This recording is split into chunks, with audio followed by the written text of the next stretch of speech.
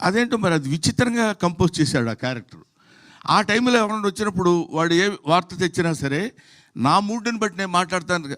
భోంచేశారండి అన్నాడు అనుకోండి, కోపంగా ఉన్నాను అనుకో, భోజనం చేయకపోతే అంటే గడ్డి తింటావా, ఏం మాట్లాడుతున్నావా నువ్వు అంట. అది మంచి మాట కదా సార్ అనే దాని మీద ఒక అద్భుతమైనటువంటి క్యారెక్టర్ ప్లే చేసి నాకు అది వినిపించి పడేశారు నన్ను. నేను అక్కడ పడిపోయా.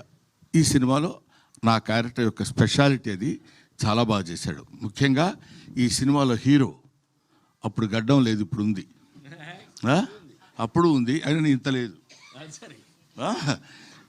ఈయన ఈ కుర్రాడు బేసిక్గా డాన్సర్, ఫాదర్ కూడా డాన్సర్.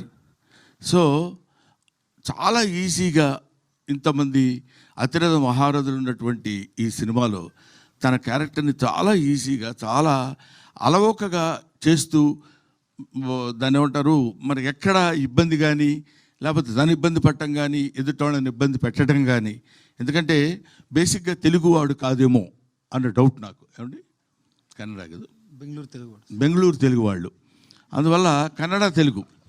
ఈయన ఈ సినిమాలో యాక్ట్ చేసినటువంటి